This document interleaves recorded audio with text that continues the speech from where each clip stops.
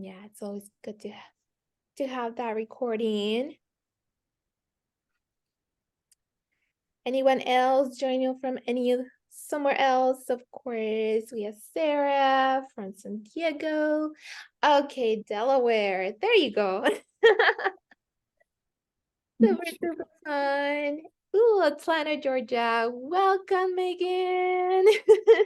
I don't think I had the pleasure to have you in one of the classes. I'm very happy that you're here. Thank you so much for joining. And also don't forget that you can include what is one healthy food that you like and why is it healthy. It can be literally French fries just because they bring you comfort, and I'll be okay with that. Oh, Dixon is all the way from New Jersey. I love it. We're like East Coast, West Coast. We got it.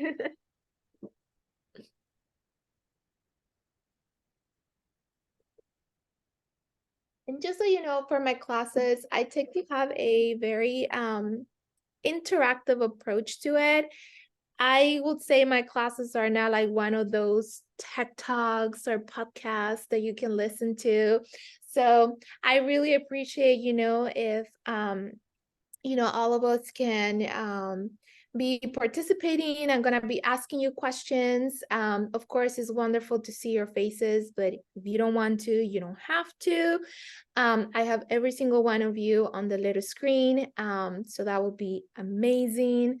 And of course, feel free to ask questions at any point. I can see the chat, I can see everything, so it's going to be great. And I strongly believe that we are all teachers, we're all students, and I'm happy to have any type of conversations out there. And yes, Sarah, cacao is super great.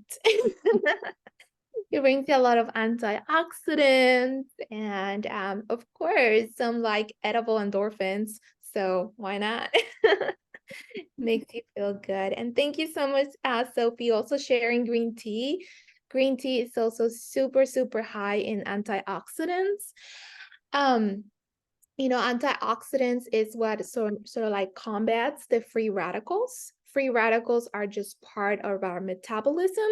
But believe it or not, if we live in cities, if we are exposed to cars, which Sophie knows what I'm talking about, I don't know, the 10 freeway, you are exposed to a lot of like environmental stressors that even though if you eat super healthy and like you exercise and you do Botox or whatever you want, you're always going to be in a constant sort of like exposure to free radicals. So when you eat foods like cacao or you drink green tea, I always say that 1 cup a day of green tea provides enough antioxidants to fight like environmental stressors. So even though you cannot stop your neighbor from driving that diesel truck down your neighborhood, right? Because it's not legal to be like, hey, get out of the street, right? You can always drink a cup of tea, have a little bit of chocolate, and you can actually, be fighting those free radicals, stay healthy, stay young, and, have that really good. So, oh no, yes. And then like the tin was on fire the other day, I heard. So it was not good. Well, thank you so much for participating on that. We are going to like get started. Um, so I have a question, you can put in the chat, you can unmute yourself. What is healthy food? So I started with that question, like it is healthy, but what makes it healthy? What is your own understanding? There's no right or wrong answers.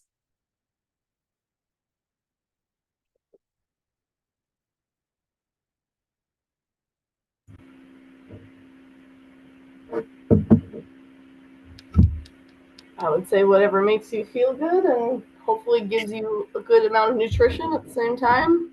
A twofer is always good. I really like the first thing that you said, something that makes you feel good, right? Of course, there's a lot of foods that can make you feel good in the short term, right? You can put like French fries or like some comfort foods in there. But definitely, it brings some of that nutrition to it. Thank you so much, Megan. I really like how you brought nutrients and there is a cultural connection. That is true. Um, things that, I'm always going to bring comfort into it. Yes, we need food for nutrients, and we're going to go over like the basics of nutrition, but we also need food to connect with each other, right? To have that comfort, to see how it feels. And in a lot of cultures, you express love through food, right? So that is something that is beautiful and that makes healthy food for sure. Okay, I love what you put in there, Sarah. Healthy food is food that is less processed as possible. Yes, we're going to talk about that because that's at the root of sustainable nutrition. And also food that takes care of the earth while feeding you, correct. This is sort of like the principles of agroecology. Some of you have been fellows for our agroecology courses. So definitely we know that agroecology is good for you, good for the planet. So we want to put an emphasis on this. So let me see in here. So to just give you a very short, just to put my own definition of it, all your definitions were correct. There's no wrong answer. Is that this healthy food, what it really does is that it provides nourishment for optimal health and growth, right? We do not have to forget that our hair is growing, right? Even though we may not get any taller, there's still like nails and hair and things growing. Believe it or not, every 30 days, you're getting a new coat of skin. Every 30 days. And every 3 months, you're getting new red blood cells. So definitely our body, even though we may not see the growth in like height, we are always growing like new skin, new hair, new nails, new blood. So definitely we need those nutrients to keep it going. So what I always like to teach, and just so you know a little bit about my background, I have a degree in nutrition and dietetics.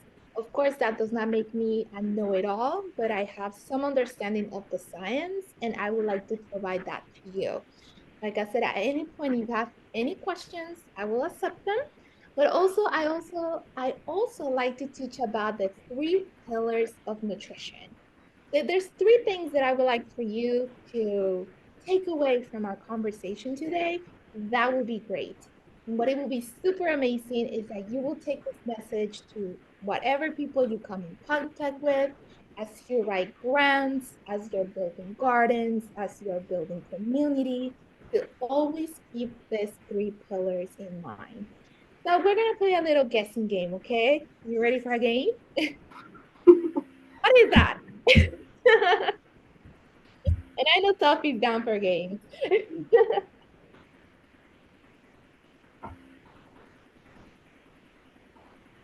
What is it on the screen? That's literally the first one. What's on the screen? Oh, that's the question. Scales of justice. Justice. I like that one. I'm gonna add that. Yeah, it's I definitely need scales of justice for health. justice.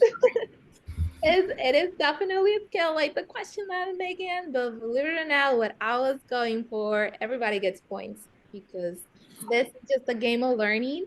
It is balance. The first pillar of nutrition is for us to have the balance between the nutrients that we need to eat. And today, what is my goal is to provide you with a little bit of, what each nutrient will do in your body and how we can be more sustainable about it. Okay, another guessing game. This is like, wait, don't tell me. There's the rainbow. What do you think the rainbow refers to when it comes to nutrition? Diversity. Hmm, that is a really good one. Diversity. Yeah. Do you want to have another guess in the chat? It's not quite. You're not wrong. You're not. Ooh, what can it be? It's the rainbow. I guess color. Yes, it has to be colorful because you need to have a diversity or a variety of foods, right? You cannot eat the same thing every day. You're gonna get sick, even if it's salmon, avocado, and like whatever's the nutrient. So definitely, eating different colors, eating according to the season, it's going to be great. I have one more of the guessing game. It's a hand. What do you think the hand has to do? Cannibalism, obviously. Yes, eating your fingers. I like that one. Uh, Well, believe it or not, it has to do like your hand is going to help you how to eat healthy. So, like portion size. yes, there is portion size. If we play a little bit of hangman, the word that I'm looking for starts with the letter M. And you hear it a lot that you should enjoy everything in Moderation. Moderation. yes, in moderation. Yes, awesome. Thank you so much for playing this game with me. So we'll definitely will go into, I know everybody here is for the tech talk. Don't worry. One day I'll do a tech talk. Um, so definitely, what we're gonna be talking about, it's going to be the sense of balance, variety, and moderation. So those are the three pillars of nutrition, and really they are very much interconnected into the principles of agroecology. This sense that Mother Nature, everything is in balance. So in balance, not imbalance. So definitely, we're going to go a little bit more into it. So just to start a little bit as a college professor, just giving you a little bit of my background, I am actually a nutrition professor. I am finishing my PhD in global health, and at this moment, I am teaching at Linfield University, and one of my joys is to teach nutrition. Because even though you may have had heard about these concepts and like kind of know what they are, it never hurts to refresh it and like to take it in a little bit more with examples. So nutrition, when it comes in balance, is that you need to have a balance of your macronutrients and your micronutrients, right? If you have taken any sort of like physics or medical terminology, macro means a lot. It means we need to eat a lot of them, and micro means little, right? It means we don't have to eat a lot of them. So our macronutrients like carbohydrates, proteins, lipids, or fats, in which we're going to go into the difference, those are the nutrients that provide us with energy. The micronutrients is what is going to help us to support our health. And this is what we call the vitamins and the minerals. And believe it or not, I am missing one more nutrient. Can somebody think of something else that we really, really need to ingest, not to give it away, that we really need to ingest every day?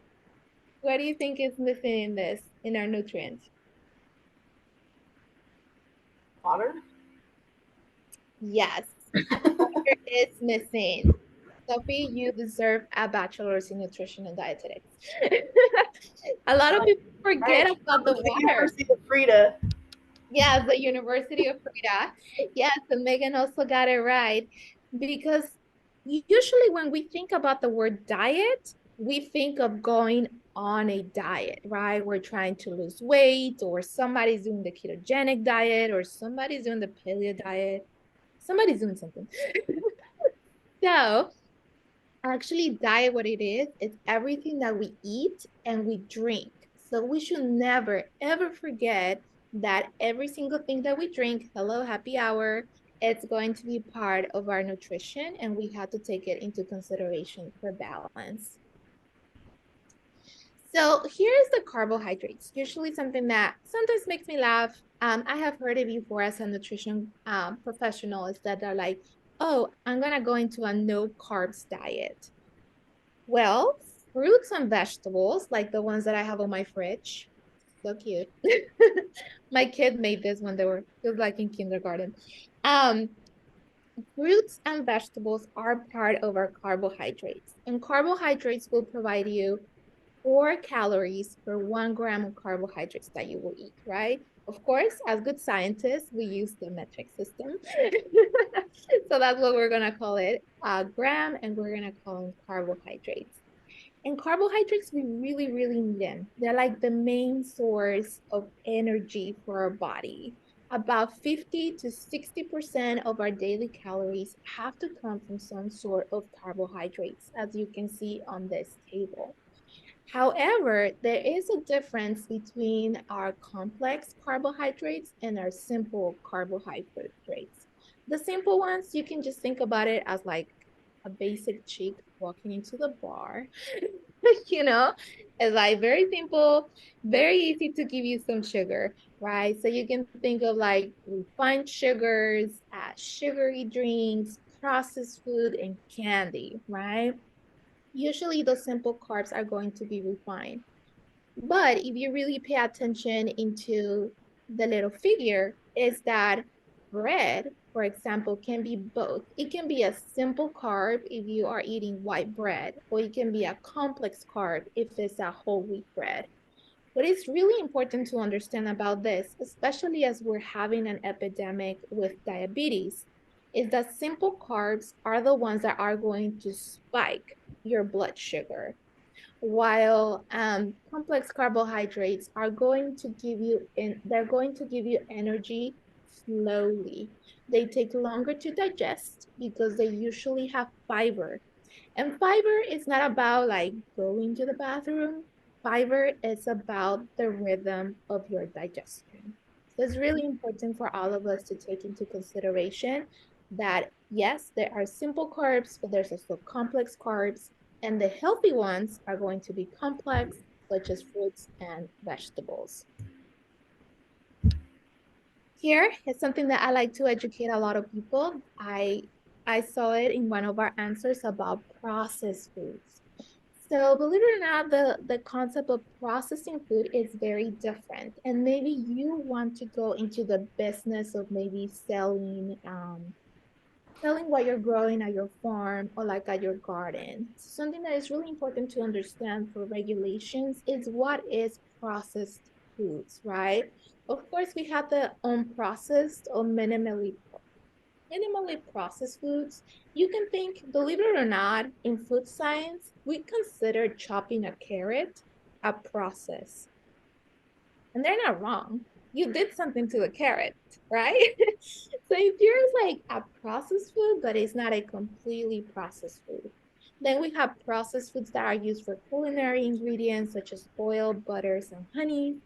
We have processed foods like breads that can still be extremely healthy, or canned goods or dried meats.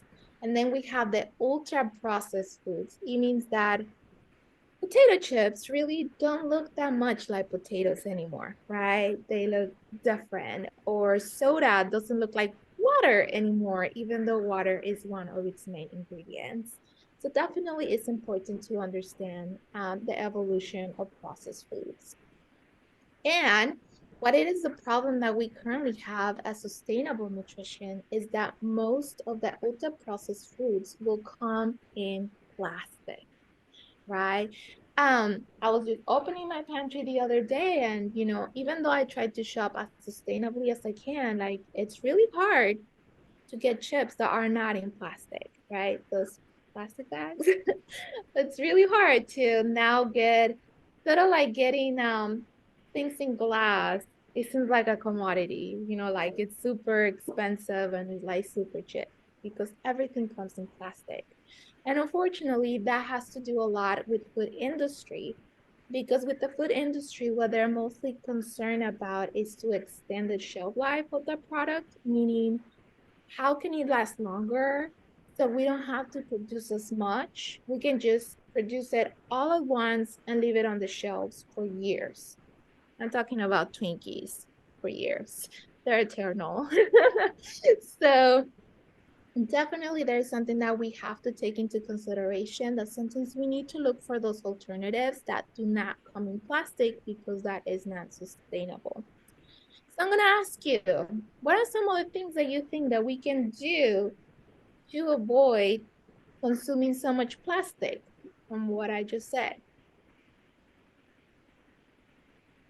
And try buying in bulk. Yes, that's one of them. Or yeah, like harvesting from the garden and dehydrating your own food, saving it. Yes, Shop definitely. local, grow local.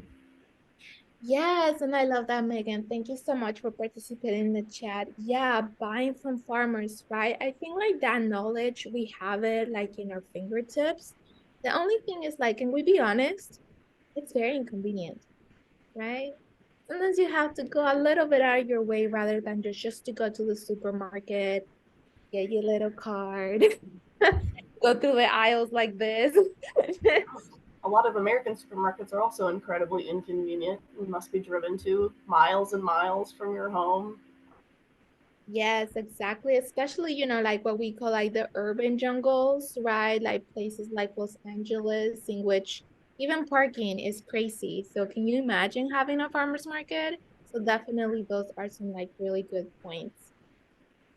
So you definitely, oops, I didn't mean to go here. You definitely brought some really good points, and of course, we're gonna give you a copy of the slides for your information. And like I said, every single one of you, if you want to ever, share this information with others, I think that is important, especially when it comes for people knowing that we should be eating 2 to 4 servings of fruit.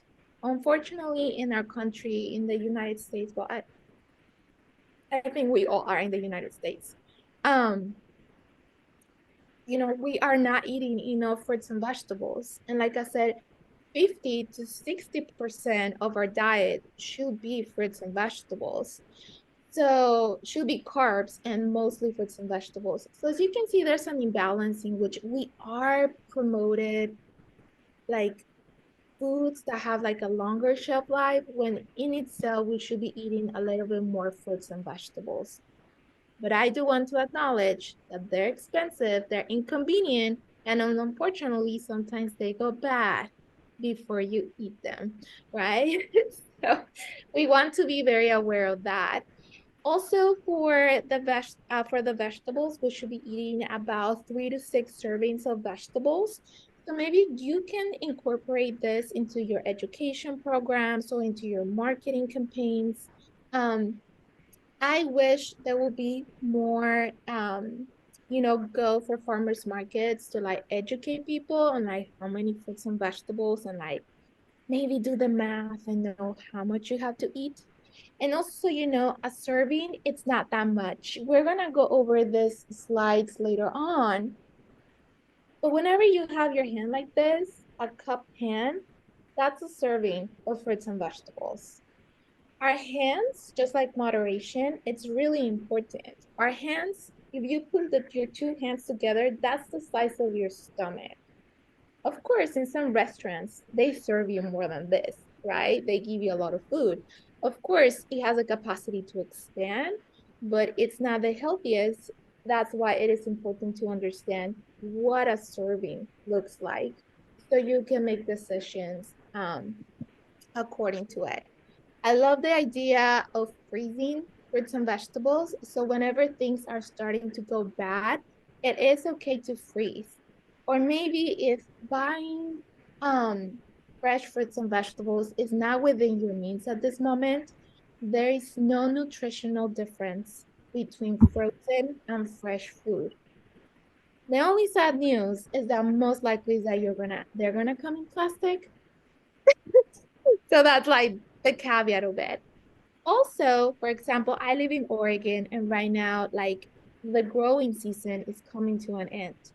So what I tend to do, just how Sarah said, is buying in bulk. Yes, this is my freezer. And you can just reuse like takeout containers and you can just put like your fruits for smoothies or for like later use. I try to be very careful to know when the berry season is ending in Oregon. So that way I can buy in bulk, I can freeze them, and I can use them during the winter. But also, as well, I am very aware of what is growing according to me. Believe it or not, the apples that we're currently eating that you buy at the grocery store, they picked them about a year ago. Just put them in wax. And nothing wrong with that. It's the art of preservation, right? But when you compare an apple to like a bag of chips, it's different, totally different. Also, some farmers market, yes, they're inconvenient, but they also have really good programs going on. Most farmers market would accept EBT cards and as well WIC. And if you have any senior citizens in your household, there's also the senior nutrition program that will give them vouchers to redeem at the farmers market. And some farmers market have some sort of matching program, meaning that if you shop there, they are going to give you extra money for it. Of course, with your grains, um, I married into the Asian culture, so rice is very important for us right now. I am really good at making rice on the rice cooker now. So what we do is that you can just go and buy a big bag of rice, and little by little you can be like measuring it. Also, maybe if bread is on sale, you can buy it and you can freeze it up to a year. Up to a year. So definitely by just taking advantage of like sales or like things that might be close to expiring, if you just freeze it, it doesn't lose its nutritional value. Also, maybe if you're a gardener or you are a farmer, um, selling your frozen items are still valuable. Unfortunately, a lot of our farmers think that if they don't sell, they have to give away. But something that I have seen, especially here in Oregon, is that selling your berries or your surplus or selling frozen fruit for like smoothies or for survey or for other things, it's a really profitable business. So never be afraid to do that. And I know somebody mentioned about the plastic-free grocery stores. Here in Oregon and in other part of the country, they call it co-ops. I'm gonna put it in the chat.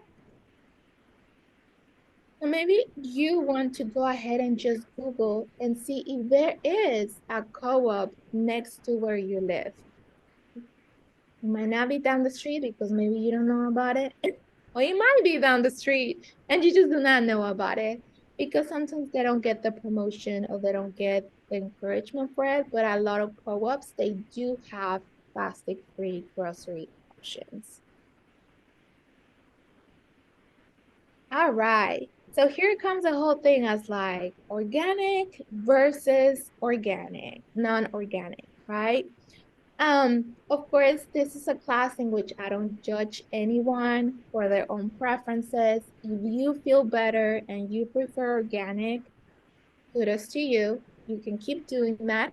But if you would like some more information as like, is it really worth it to go through the organic certification? Or is it really worth it paying what I pay at the grocery store? Let's talk about it. Look, here's a really good infographic that I got from Pico Limes. It's another nutrition information, nutrition professional, in which it comes into like organic versus conventional. Of course, we have heard all about pesticides and chemicals and making sure that it's not that heavy on purely chemicals, right? Like nitrates, phosphates, um, DDT. All those things that look like it will be from like a chemistry set, right? Believe it or not, most of the farmers at your farmers market, they grow organically. But right now in the United States, especially in the United States, there's a little movement in which we're moving away from trying to get the organic certification, the little logo that I have. Just because if you didn't know about the process, you can only get certified organic through a third party, meaning the USDA is not going to come to your farm and is not going to check anything. The certification process only happens once per year. So you can lie in the application, a third party can come, you can literally bribe them, and you get the certification. And the only way how you can get more money, like one of the reasons why people like to sell, not buy, sell organic is because the middleman, our food system is set up in a way that there's always a middle person. And yes, I'm gonna be sexist, mostly a man. um, in which the moment that you show them your certification, you can sell them your product at a higher price. If you don't have the certification, even though you're growing organically, maybe just because you like to do it for the earth, for agroecology, because Frida told you to do it, which most likely I have done it. It doesn't mean that. So whenever you go to a farmer's market, it's going to be very likely that your farmer already grows organically. They may not have the money to pay for the certification, not to say that the certification is an extremely expensive process. Um, so I just wanted to give you a little bit on that because there's a lot of politics behind the organic certification. And it is the movement in agroecology as like, if you want to get an organic certification, okay, but you can still grow organically.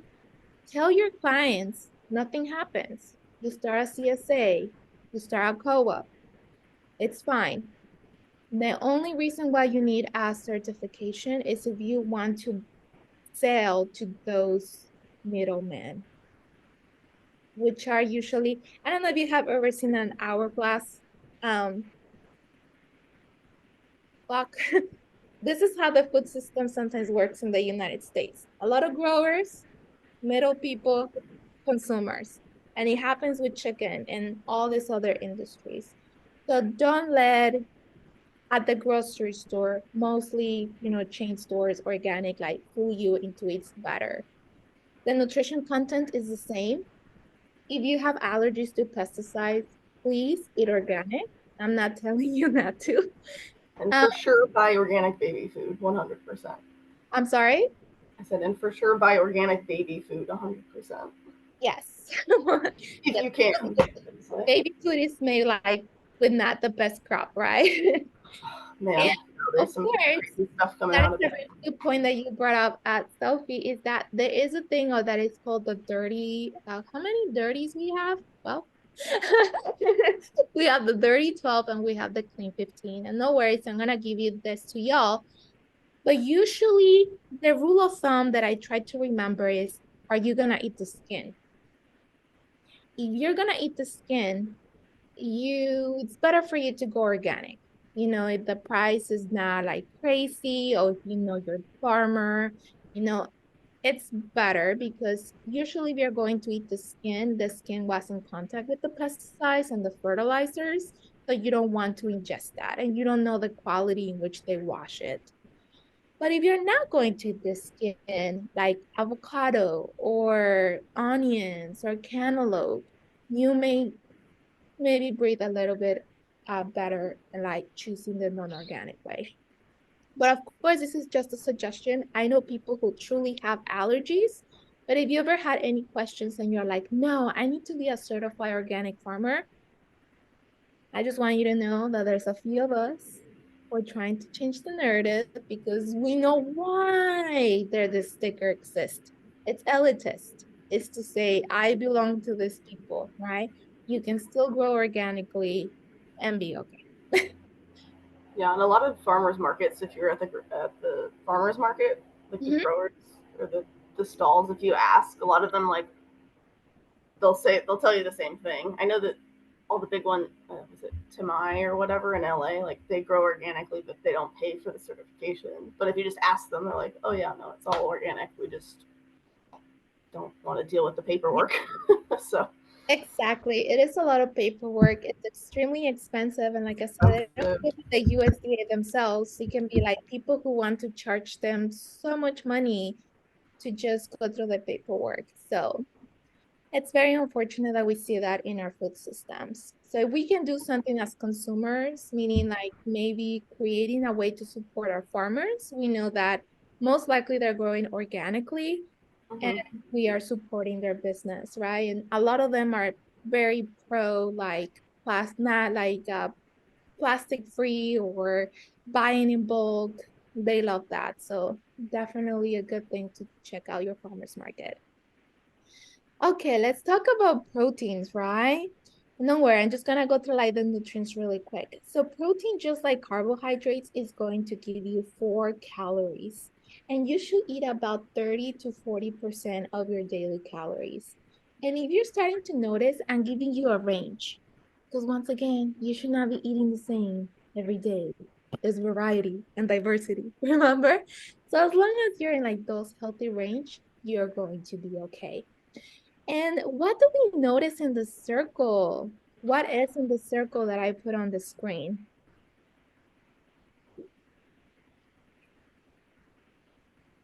What food you said? Mhm. Like, what Mm. do you see? Oh, legumes. Mm-hmm. Plant-based proteins. Yeah, exactly. Yeah, those are like those plant-based proteins, right? Usually, especially in a lot of the nutrition education that we're given as children, I can tell you because I have a child and I taught in schools, it really comes a lot of emphasis on proteins that come from animals. There's nothing wrong with that if that is part of your culture or that's something that you enjoy. But unfortunately, here in the United States, we overconsume animal protein, and that is creating a sustainable issue. And here are some of the recommendations that are actually by dietitians. If you enjoy red meat, try to just limit it to about 2 portions per week. And just so you know, in case I run out of time, a portion of protein is the palm of your hand. This is an ideal portion of this. So you can have a hamburger, that's okay. Or you can have a pork chop, if it's part of your culture and if it brings you joy and you have a lot of fruits and veggies. Or you can have like 2 eggs per day.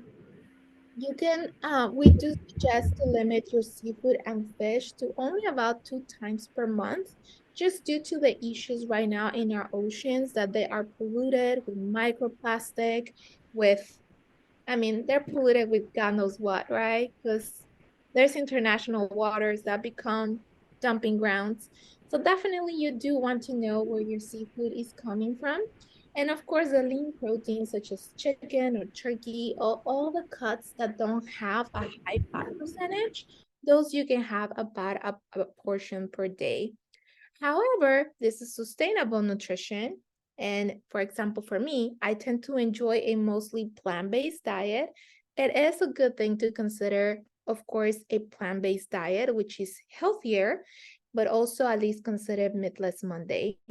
And here are like some of the statistics about Meatless Monday. And if you want to learn more about it, their website is incredible.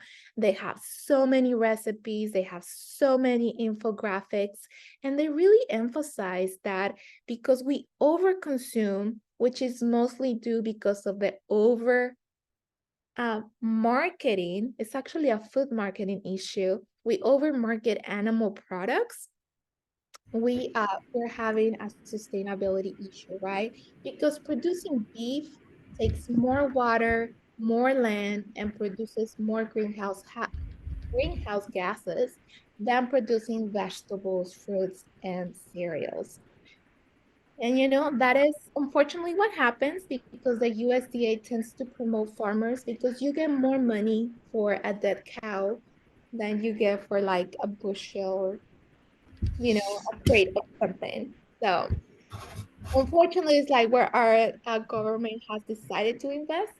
So there's an over marketing of animal products when actually plant-based proteins are extremely healthy. However, I do hear that some people are concerned with some nutrient deficiencies that may come with a plant-based diet. We have something that is called complementary protein. So if you're deciding to engage into a plant-based diet, maybe you're a little bit concerned about nutrition, always remember the complementary proteins.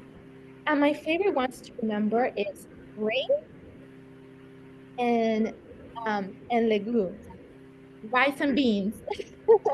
I know that I may be, I don't know if I have any other Latinos in the room, but for example, for us, rice and beans is like a staple, right? And that already gives us all the protein that we need for growth. We need protein to build our muscles, our hair, our nails. It's all protein. So we still need that protein for a lot of growth. For example, if you like, let's say, peanut butter on a toast, that is a complete protein. So as long as you remember your complementary protein, you should not be concerned about any deficiency. Unless of course you go to the doctor, they do a blood test and something happens, right? Of course, listening to your doctors is important. And like I said, you can just start doing meatless on Monday, or you can do meatless breakfast, or you can do meatless Wednesday, or you can do meatless Saturday. It doesn't matter. What is really important is that you set the intention that like not every source of protein needs to be an animal source. Okay? Yes, the cast iron. That was one of my fun facts. That if you cook in a cast iron, actually some of the iron from it is going to get into your food and is going to make it more nutritious. So now we're going to be talking about our lipids and our fats. So our fats is what's really going to give us some really heavy calories. About 1 gram gives you 9 calories. And it should be about 20 to 30% of your daily consumption. So a really small percentage, right? And I have a question for y'all. What's the difference between a lipid and a fat?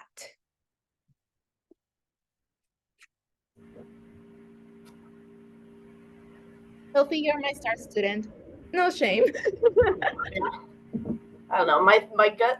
I don't know, but my gut thought is like a complexity, or if it's already been digested or something. I don't know. It's already like halfway there or something, maybe.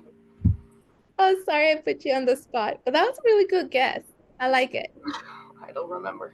Extremely a good guess. Okay, who wants to give it another go?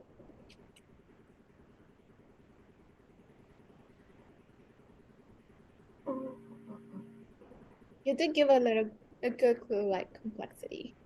It has to do with its molecular structure. See, I went to design school. I make things Sure. like this. All right, I'm gonna take the silence as like it is West Coast, it's East Coast time, meaning that you're about to go to bed. Megan, thank you for being here. Yeah, it has to also do with temperature. So I'm gonna use both of your answers because both of them are correct. But if you really focus on this, a lipid is liquid at room temperature. So think of your oil, right? It's there and it's liquid no matter what. But fats are going to be solid at room temperature. So you can think of margarine, butter, avocados. Avocados are solid. And that is why we call it body fat, because when they are inside of us, it's solid. Right? We're not like, I was just imagining somebody melting like a thing of coconut butter or whatever on the counter. yeah. And then we have like those weirdos like coconut oils that it depends, right, on what temperature you go. But at room temperature, most coconut oil is going to be solid. So it will be considered a fat. So thank you so much for participating on this. So of course, there's the whole discussion about saturated, unsaturated, and trans fat, right? Something to really keep in mind, you want unsaturated. So think of the freeway saturating. You don't want your arteries to saturate. Stay away from saturated fats. And usually saturated fats are part of solids, sort of like they come in a lot of animal fat. They come in butter, in milk, in dairy. because just how we have fat that we love and cuddle with, so do cows and pigs. So if we eat it, it's going to become saturated fat. But if we eat it mostly from plants, it's going to be unsaturated because you have never heard of like, oh my gosh, look at that pepper, so fat. They have a different structure, so they actually have unsaturated fats. And then, of course, yeah, I'm gonna be sexist right here. Men had to create trans fats, which are actually no, they are not natural. They're not natural. That just means that you create oils into solids through the process of hydrogenation. So you can think of margarine. Margarine is usually just what is it? It can be any kind of oil, usually canola oil, and they just make it into a solid. So it's usually not healthier, it's just what it is. Do you And a think that root, I was just gonna ask, like, do you think that that's heavily used in those like vegan butter products? I know that the coconut oils and stuff are in there. That's that's the journey I'm on right now, is trying to parse through all of the false healthiness of anything dubbed vegan. I mean, I would say like everything in moderation, Sure. it's Yeah. okay. But believe it or not, oils, if you just search the recipe, they're a really good substitute for whatever you will use butter for. Because most butter you eat it like solid, but you can use it for baking, you can use it for, believe it or Mm-hmm. not, just in bread. It doesn't have the same consistency. That's one thing that is for fat is the consistency and maybe the mouth feel. But if you don't consume it in excess, a little bit of it is fine. The only thing is that our body doesn't have the enzymes to process trans fats. So they're just going to end up in the traffic with the saturated fats. But if we are eating enough fiber, if we're eating enough fruits and vegetables and drinking water, most of us will be able to just pass the trans fats. Just don't consume it in excess. Yeah. In which usually I'm gonna give you the guy with the hand as like what would be a good portion for trans fat.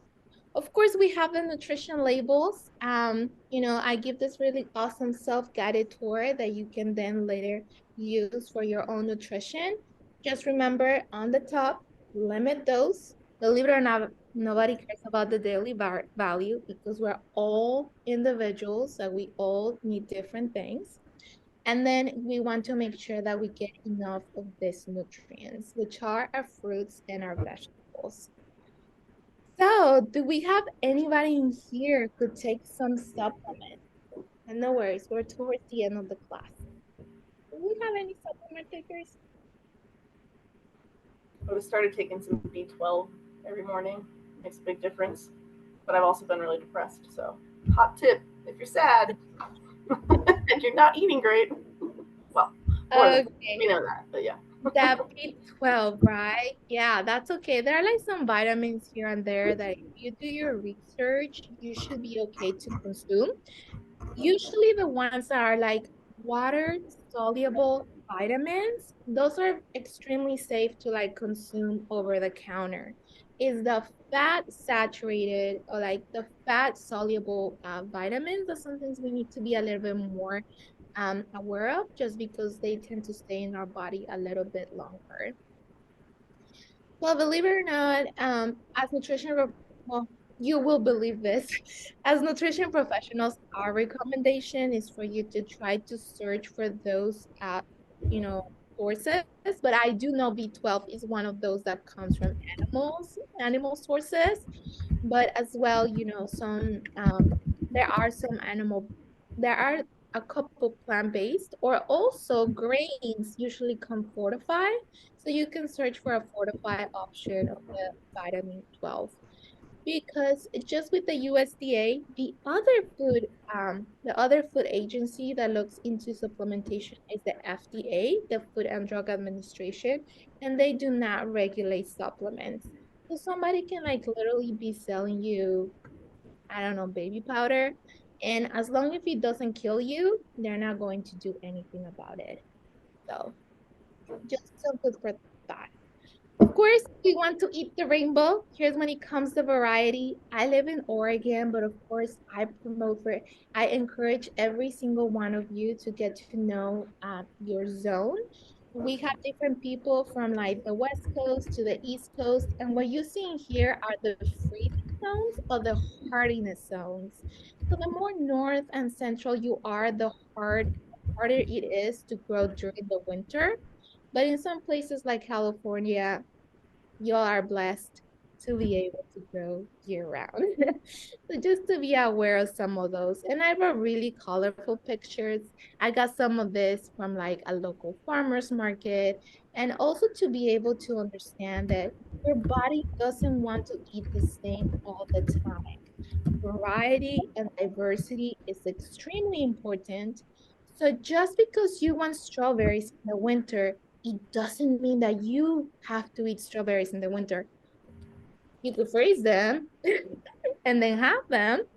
If you want a really good recipe for using your frozen, if you're like, it's too cold to have a smoothie, just put it in a pan with a little bit of whatever sweetener you want, even sugar, honey, agave, you name it.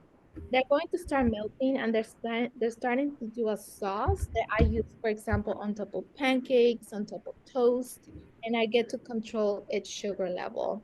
So really good. Or you can put it in oatmeal. Really yummy.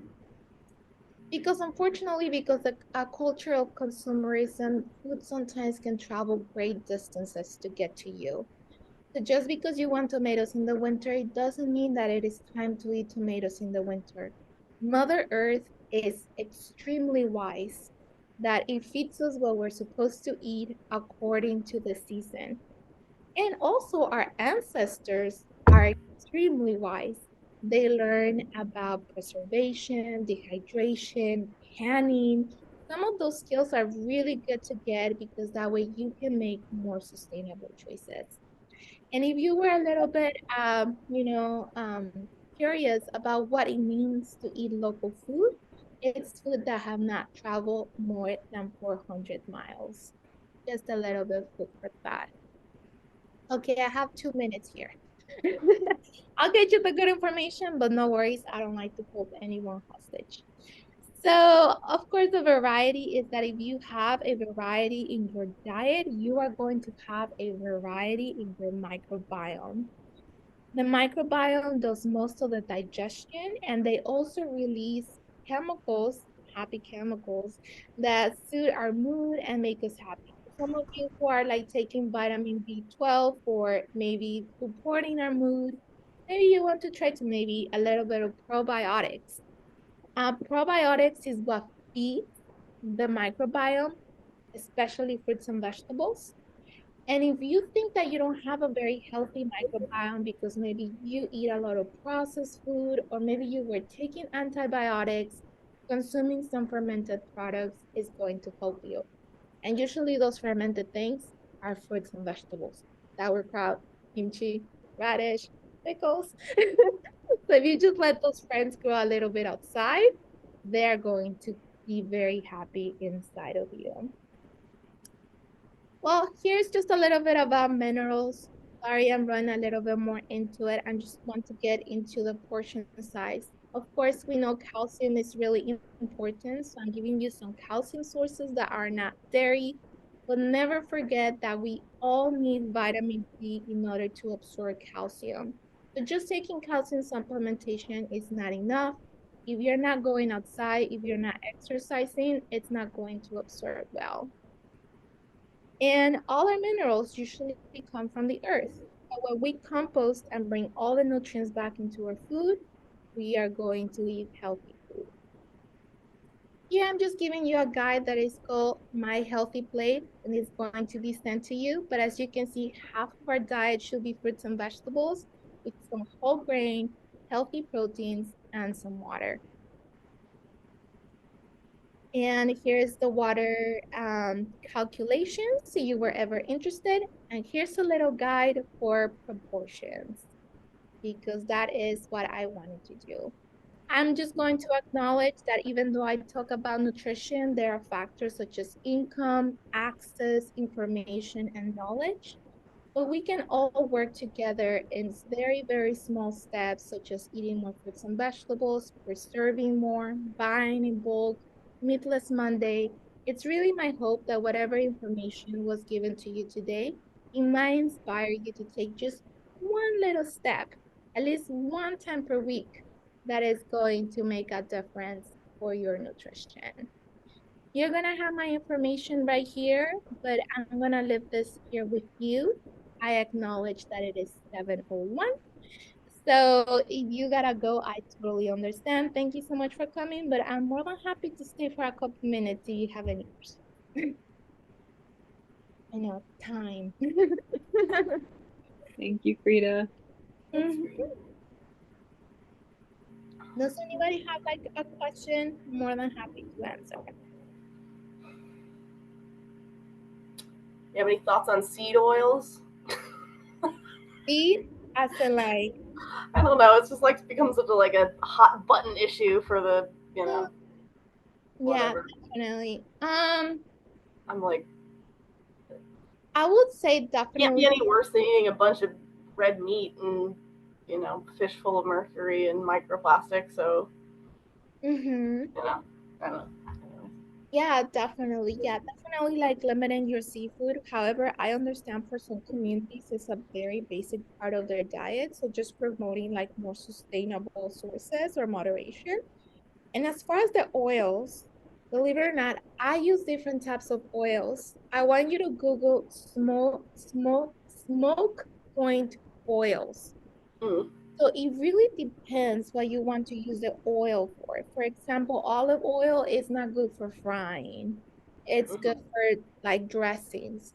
Avocado oil is good for frying. It's good, but it's not as good for baking because maybe it doesn't give you the consistency as coconut oil. So really becoming educated on what is it that you want to do with your oil. There is not just one super oil, it's variety. You know, Totally. it's okay to have different types of oils for different purposes and different methods. Yeah. Unfortunately, we are like pushed to just do vegetable oil or like all fast food do like peanut. Some people think peanut is the answer, but it really isn't. We just have to become educated because if they don't have a high smoke point, when they reach their smoke point, they start releasing free radicals. So you start eating Mhm. things that are not good for you. So that's why it's super important to use the right oil for the right purpose. Okay. Mhm. Yeah. Yeah. I don't know. I probably wasn't. I don't think I was. I'm dairy free now. I wasn't. I don't think when I was doing the program. But so, anyways, yeah. A lot of Oh, my I'm very mental energy in the happy that you're taking some steps, you know, it's little by little. It's yeah. My body chose. I didn't. your body chose. Yeah. Well, listen to it. It's trying I know. to tell So, you anyways, that's something. why I'm hung up on the saturated fats and all this other stuff.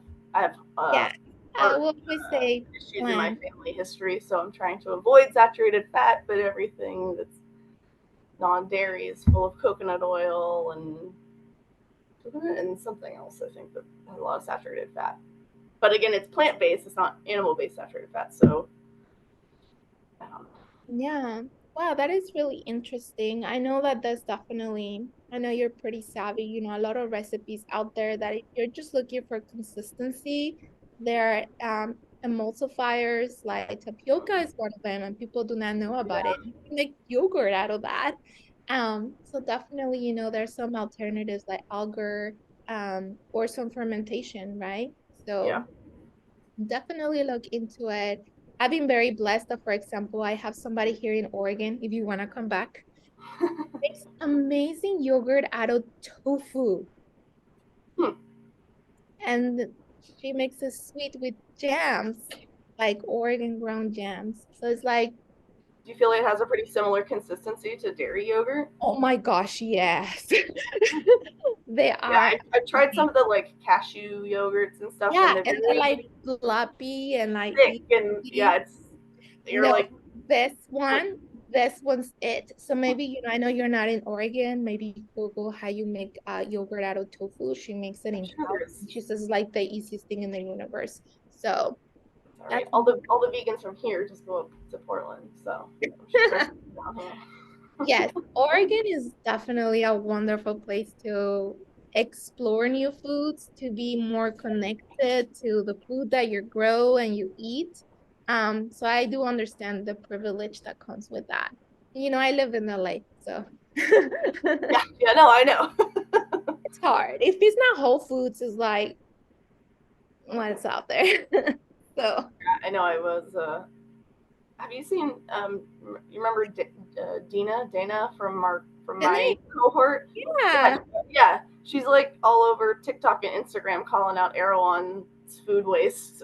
She just popped up like earlier in the week, and I was like, "Go Oh, get him, girl!" good. As she should. Yeah, Yeah, I absolutely. didn't get to talk about a little bit more about like food waste. But as part of nutrition, we need to be more intentional about it. So I really like that. Really good questions. Does anybody else have any questions? Yeah, I have a quick question about sustainable protein and if you have any recommendations for finding a good source, because I'm just recently starting to integrate some animal products back into my diet and want to be sure that when I am eating that, when I am purchasing that, that I'm purchasing from good sources. So outside of looking for the labels organic and fast fed, what would you say? I know labels, right? Okay, question. Where do you live? I'm in Camarillo, California. Mario, California. Well, believe it or not, you're like closer to some ranches and farms. I'm always going to promote get to know your farmer. Um, Mm-hmm. Believe it or not, you can give it a try as like trying to Google CSA for meat products. They do exist. CSAs are not only for fruits and vegetables. So Mm-hmm. if you wish to do that, it really, really helps the farmers. Of course, checking out farmers market, but unfortunately, I know in California, like meat is, Yeah, our market doesn't have any meat. yeah, some local butcheries. I always say like get to know the people who are bringing the food, Yeah. right? Like grocery store clerks. So sometimes yes, but sometimes no. So always going for the smaller businesses that they may have a closer contact to where the food comes from. That would be great. But I know Mm-hmm. for sure eggs are a good option, especially like the free range. And they're very um soft and gentle with transition because I once made the transition. So, sometimes you're gonna feel like heavy and like your microbiome is going to change. So make sure to be eating also a lot of fruits and vegetables, like not substituting fruits and vegetables with meat, but adding the meat as little. So that way Mhm. your microbiome doesn't go in shock. Yeah. There's also what is it? Regenerative um, ratings now, so like are above an organic level. So like, Mm, and part of one of the qualifications for being regeneratively certified is that like it stays local. So like you mm-hmm. couldn't be regenerative That's and be a great. multinational. So all that to say is like you could either search around your community with that. You can also, I was looking into this a couple months back. I know that Whole Foods, I mean, fuck Amazon, but you can Yeah. use them as a resource because they try to sustainably define their meat products, and there's different grade levels they give everything in the store that's like linked to how sustainable the source is. So even if you're not shopping there, you can always go in and see what they have in your store by you and see if Hmm. those are sources that are close-ish or localish that you could find a more direct connection to a farmer's market or something. So That's a good idea. it's something I was, it's Yeah. like they're all trying to do these things, but because they're enormous corporations, it's kind of an empty intention. But like, I'm glad someone's doing it. But if you can use that information to your own benefit and learn some stuff and meet some growers and ranchers and that kind of community along the way, then all the better. Cut Yeah. Bezos out and I have always say, yeah, get to know who grows food. That is, that has been like life changing here in Oregon, and it's yes, you know that you're gonna like pay like premium price, but just like I said, everything in moderation, and it's just, if you sign up for a CSA, you actually end up paying less because a CSA for animal products is like buying in bulk. Mm-hmm. Instead of buying every time. It's the same for fruits and vegetables, but you don't get that disappointment when you get fennel. Yeah. Yeah. The quality tends to be a little bit higher. So Yeah. Mhm.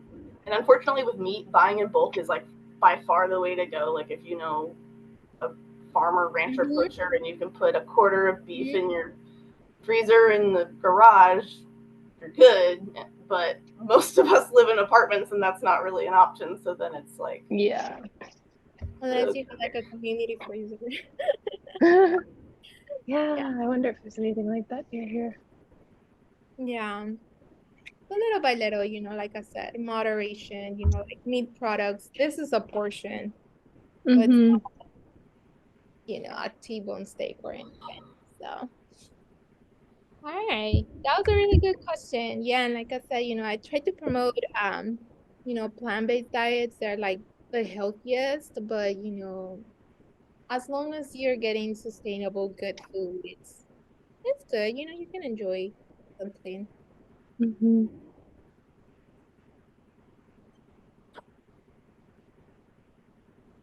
All right. All right. Any more questions, concerns? And thank you so much for all of you to like sticking around. Oh, thank you so much for coming. Mm-hmm. I hope this information is good. I really hope that you are inspired to share it with someone else. You can just say like fun facts. It's like, hey, what's the difference between a fat and a lipid? Like use it as like conversation cards. I don't know. Print the slides and just be like, yo. yeah, Um, fun facts. yeah, fun facts, right? And nutrition is always good. All right, so I'm gonna log off. Thank you so much, everyone, for joining this happy hour. I'm so happy to see you, Sophie, Emily, Dixon, Megan, and Beatrice. Have a wonderful day. And we will not have a happy hour for December since it's the holidays, but just make sure to follow Mesa, and we're gonna have the information about the next happy hour. And if you ever want to give some feedback as like what would be really good topics, we are more than happy to talk about that. Thank you, Frida. Thank you, Yeah, everyone. have a great day. Thanks, Frida. Good seeing Bye. you. Bye. I know, great to see you. Come visit me soon.